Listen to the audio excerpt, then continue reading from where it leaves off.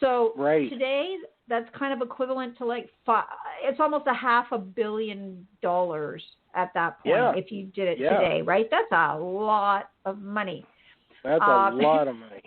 A lot of money. She also received almost 50% ownership of the Winchester Repeating Arms Company, and that alone gave her an income of $1,000 a day, which would be equivalent to $26,000 a day now. That's right. That's right. Yeah. That's crazy. I mean, and of course that wow. that inheritance that she got from her husband, that gave her the wealth that she used to fund the construction of the house. Right, yeah. And I mean, I think that for the most part, other than outside of that construction, it doesn't seem like she was overly elaborate with spending on things because she was quite reclusive, right? So I suspect that, she wasn't, I mean, other than the fact that she was spending money every day to do these builds, it doesn't seem like she was out buying, expensive clothing or doing all of these things. I mean, I don't know. Maybe she did. Right. But, there's nothing to sort of say. Apparently, her infant daughter died from something called marasmus. I am not familiar with marasmus. What is it? Oh, it's dear. It's a form of severe malnutrition. Oh. Yeah, no, that's not. I'm sorry, it's not. Yeah, I'm just looking up some things here, and I'm looking at the wrong line. It was her husband that died of tuberculosis. Yeah, that was her husband. So her daughter died from marasmus. Marasmus, it's a form of severe malnutrition characterized by energy deficiency. It can occur in anyone, but usually in children.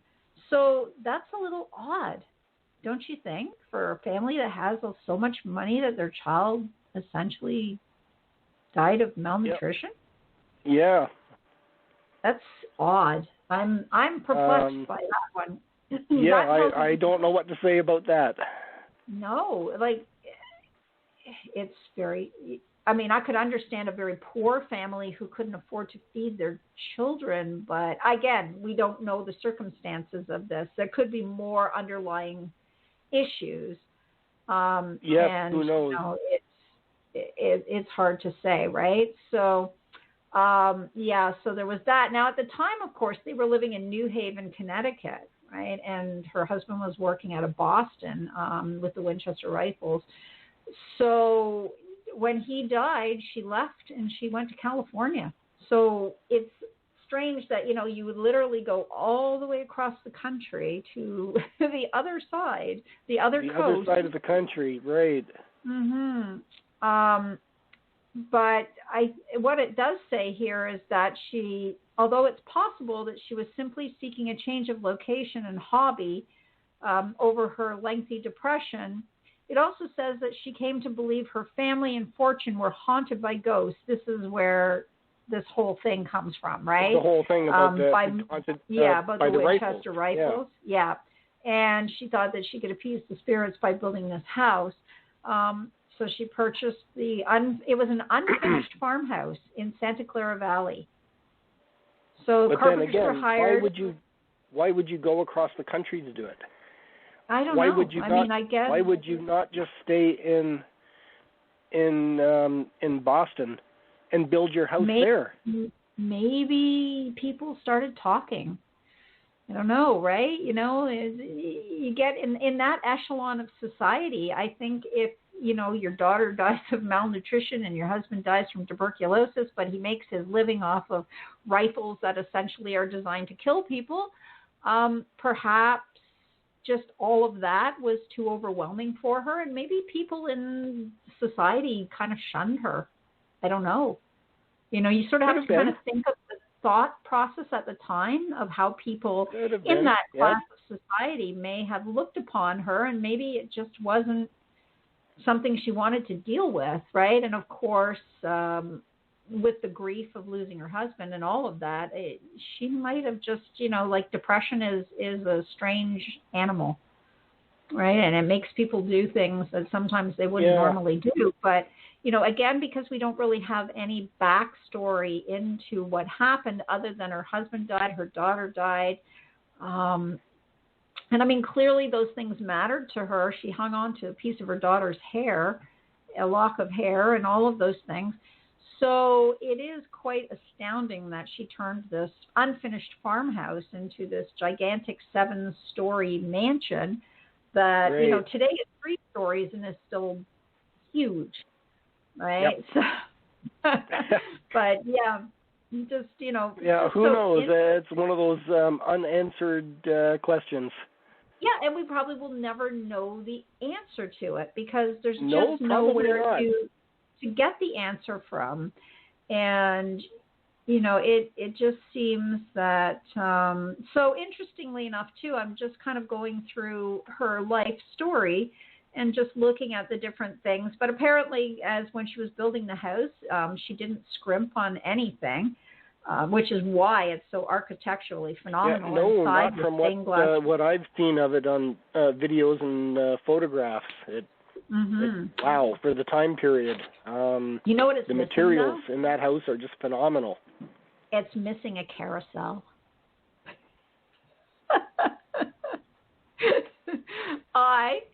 If I had that kind of money, I would have to have a carousel, an indoor carousel built in my house. Right? Like the house on the rock. It has the largest 2-story carousel. I don't know if I'd want a carousel or not. Oh, no, I totally would. That would be me. That would be my crazy, right? So if I was really, really rich and I, you know, and I was doing the Sarah Winchester thing, I would have like a big hand-carved Victorian-style carousel with like the weirdest, creepiest pipe organ music inside, you know, the Calliope music going, right? And I would be riding on that thing all hours of the day in my widow's weeds. There you go. Well, yeah, there like you go. Well, that would me. lead to some talking and conversation, wouldn't it? It already leads to talking. Have you seen my photographs of me at the one in St. Catharines, right? I'm always riding on that haven't. old, beautiful... I'll have to look those up. Check my Facebook. You'll see it. My birthday parties consist of us all dressing up in however we feel, showing up at the 100-and-something-year-old carousel in St. Catharines in Port Dalhousie, and I buy the carousel for a few hours in the afternoon so no one else can ride, and we just endlessly ride on the carousel. So I would definitely build a carousel in my Winchester version of a mystery house. But well, there you go. And that would cost a whole heap of cash. Imagine all those hand-carved different animals. And I'd want, like, special animals, like, you know, there'd have to be, well, my favorite, the one in St. Catharines has goats. I love the goats. Oh, really? Yeah. Oh, so you wouldn't want just horses, and you'd want well, unicorns. Have horses, and there's lions and giraffes, but they have goats. But my favorite one, combination, is the one at Center Island in Toronto. Has wild boar and hares, and like I would just have to have like a menagerie of creatures on. Maybe I'd even have a Sasquatch on there. Oh, it's been years since I've been to Center Island in Toronto. I was a little kid the last time I was there. So we can see how Sarah got. just listen to Sika talk, right? Now we can see where it goes. But, you know, that explains why Sarah Winchester went crazy, yeah. No, you know, just, I can do it without being crazy. Maybe I am, I don't know. But, you know, it's kind of a fun thing. So looking at this, like I say, she had all of these amazing things that were done.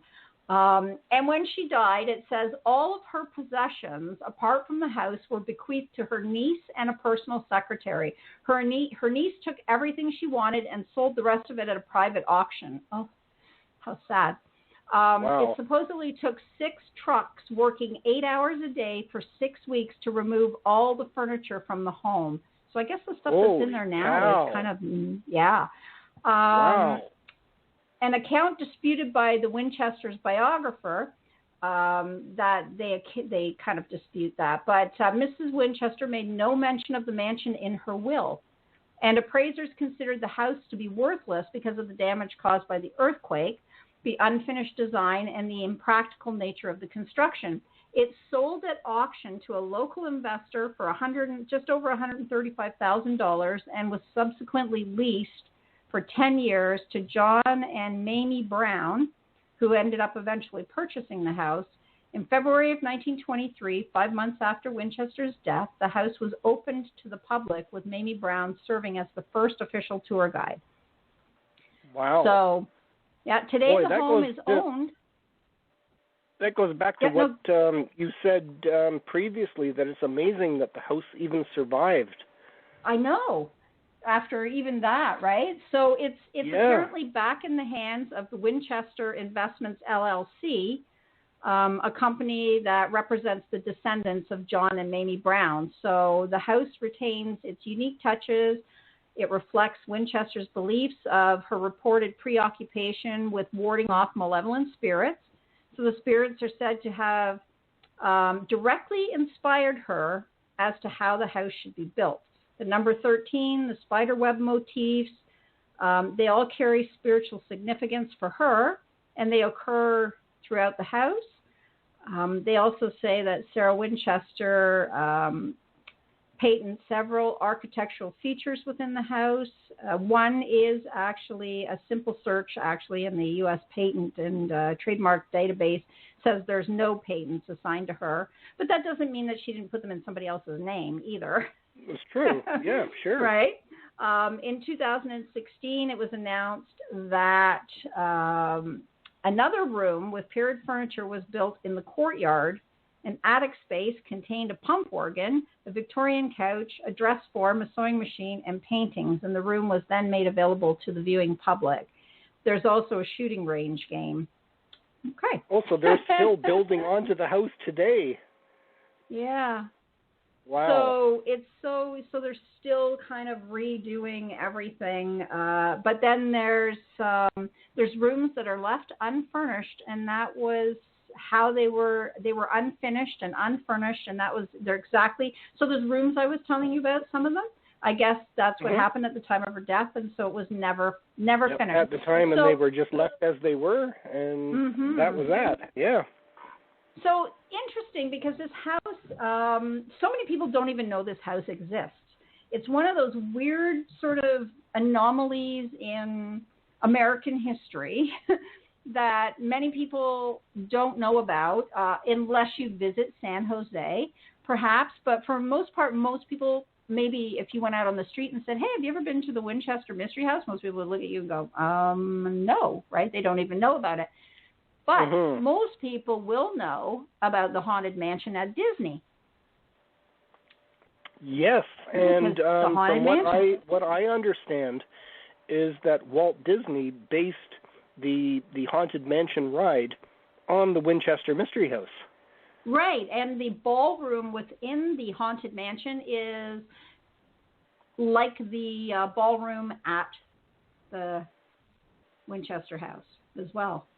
So he really did, borrow a lot from the Mystery House. So if you've ever been to any of the Disney parks and ridden on the Haunted Mansion ride, when you go by the ballroom, that is based and inspired on the Winchester Mystery House ballroom, which was the number 13 my favorite motif. As a kid. Yeah, that was my favorite as a kid. Whenever we used to take our family vacations to Florida. And, of course, Walt Disney World was, a stop that you just had to make. Right. Yeah, that Haunted Mansion was always my favorite ride of the whole park. And, of course, at the time, I had no idea it was based on Winchester. No, and that's just it. And now I do, and it's like, it's bizarre. I think I was 32 for the very first time when I went to Disney in Florida. My husband at the time was on a seminar there at the Disney University. BMW had sent their employees down, and so I got to go on a nice little weekend 3-day trip to Disney. Pretty much I paid for my airfare, but everything else was covered. And so it was really cool. He was at a seminars all day long, and I just hopped on the monorail and went all over. And you just hung out at Disney World, right? Yeah. Yeah, it was great.